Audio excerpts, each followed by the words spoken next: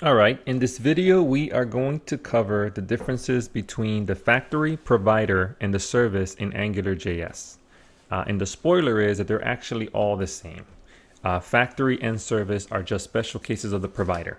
And I'm going to show you that example by example. So here in front of us, we have the basic code setup for a basic Angular app. So we're including the AngularJS library. We're including our app.js file. We have a module and we have a controller, all defined here, none of them doing anything special at the moment. So the first thing we're going to do is we're going to use a provider. The providers do as the name implies, which is that they provide values. So in this case, we're going to provide a string value called myValue. Module, provider, name of my provider, and the function behind it. The provider has one method defined in it, which is get. Well, it can have multiple methods, but the one that actually gets called by Angular is get. So we assign a function here, and whatever get returns is the value that we get. So in this case, it's going to be my value. We're going to inject this into our controller, and we're going to display it in the console output, the value that we get. So we have that, we run it, and as you can see in the console window, the output is my provider, my value. So that worked. We're able to use a provider to return a value and inject that into our method. Now, one important thing to note, and this is true for all the providers, as we mentioned, they're all the same. Factory and service are also providers, so it applies to all of them, is that no matter how many times you inject the provider, the value only gets executed once. So the get method in this case will only execute once, no matter how many times we inject it. And I'm going to show you that by creating another controller. So this will be my controller 2. And that one's also going to output my provider. And I'm also going to add a console.log statement inside the get method.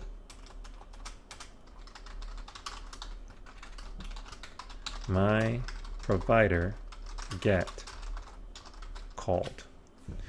So now in the HTML, I am going to add another div with another controller, in this case, my controller 2. Let me save that.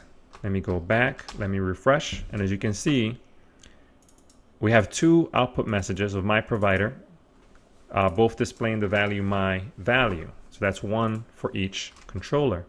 And you can see my provider that get only got called once. So that's very important. The first time a provider gets injected, Angular executes it, calls get, and then stores and remembers that value. Every subsequent time that the provider gets injected, it just returns the value that it extracted the first time. So to show you how they're different, right? So this was our provider, correction, how they're the same. This is a provider. Now I'm going to go and create a factory. So I'm going to take this. I am going to copy it. I'm going to comment it out so you have it for reference. And I'm going to change it to a factory. So obviously instead of provider, I am going to do factory.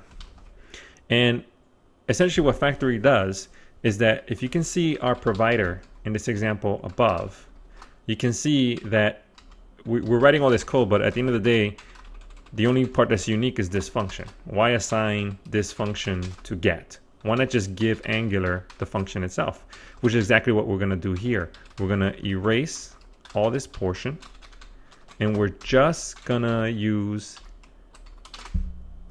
this portion, right? Because that's the only part that's really unique. So we have our function. It does all the same things. It returns a value. Nothing else has changed. I'm going to save this. I'm going to run it. And you can see we get the same exact results. So, and you can see here side by side for comparison, the provider assigns a function to the get method. The factory just provides the function itself. It doesn't have to assign it to anything. So as you can see, they're both doing exactly the same thing. Factory does it in slightly less code. Now, in this case, we're returning a string, but in many cases, what we actually want to return is actually an object. But as you can imagine, that's not very different from what you're seeing here. Instead of returning a string, we can return an object. Now, in JavaScript itself, there are several different ways that you can create an object. We are going to use the method called the function, the object constructor, or the object function. And we're going to define a function that describes our object. So here we have our object, and in here we're going to create a method in our object called getValue, and that method is going to return my object value. So now, instead of returning the string my value, we're going to return a new instance of my object. Now, keep in mind, before we were returning a string, so my provider was literally the value returned by getValue, which was a string. In this case, it's returning an object. So what we want to do in our case is we want to call the function getValue on our object. So here we go, getValue. I'm going to add a getValue to the second controller as well. And we are going to save this. We're going to go back and refresh. And as you can see, again, still true. The get only ever gets called once. In this case, it isn't the get, right? This is our factory method, right? So let's just change this. Function, factory function call, right? So our factory function got called only once. The same object was passed back each time. When we call the get value, we are getting the return value of get value from our function. All right, so we can return any kind of value, including an object. Now, this is going to lead us into the difference and the similarities between factory and service. So in this case, we have a function that we're using, an object constructor. Now, we're only using it in one place. We're only instantiating this once ever, which means what we could do is we don't have to define this as a function with a name. Instead, we can just take the function and call it right in the spot. So we'll change the syntax here a little bit. These all mean the same thing. If we did, for example, function my object equals function, this is the same exact thing as before, just a different way of writing it. So what we're saying is, since we're assigning this here and it's only being used once, we can just take this function and put it in place of that spot, right? So now we are returning a new instance of it calling this function, and we don't have to declare it at all. So we just essentially inlined the function. So if we go back, again, the same results are exactly the same, because all we did, this is just JavaScript specific, not Angular, is just we inlined the object function that we're using to instantiate and describe the object. So this allows us to go right into the service, because again, before, if we saw for the provider, it was defining a function for the get method. And we thought, okay, well, why can't we just pass the function to it? And that's exactly what a factory is. You just pass that function instead of having to assign it to the get method.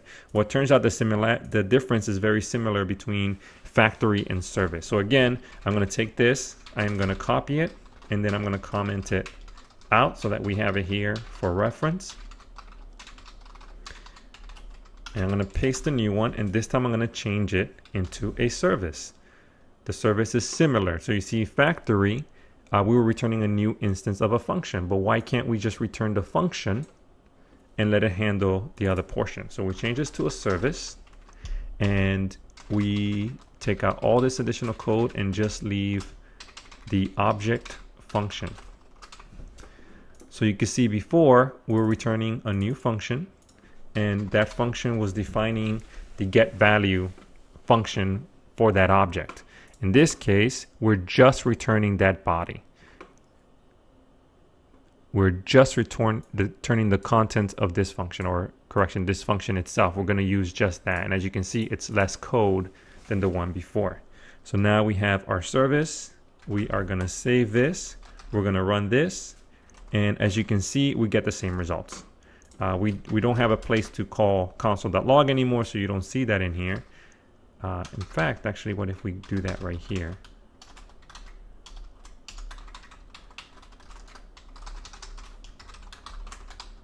All right, there we go. So we did the same thing, and we see we're getting the same results. So each one essentially lets you do the same thing with less code. So that covers the service. Now the question becomes, when do you use which one, right? If the service is less code than the factory and the factory is less code than the provider, then why wouldn't you always use a service? And the answer is you can't always do the same things in all of them. So I'll give you an example.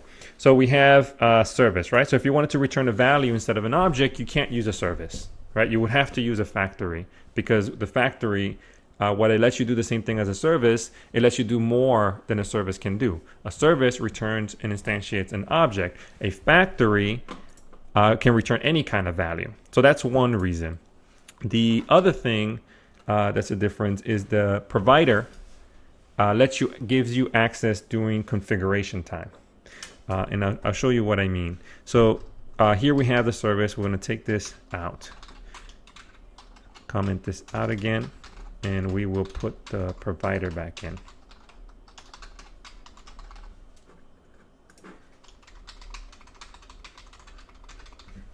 All right, now because we're not using an object, we get rid of the call to get value from our controllers.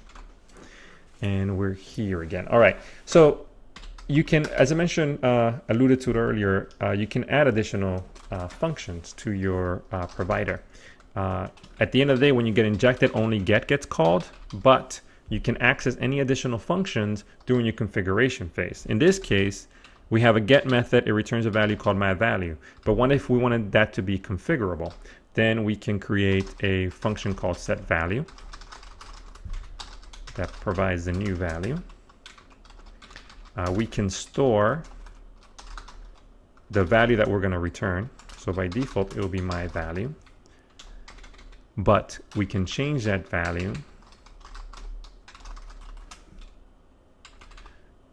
to new value.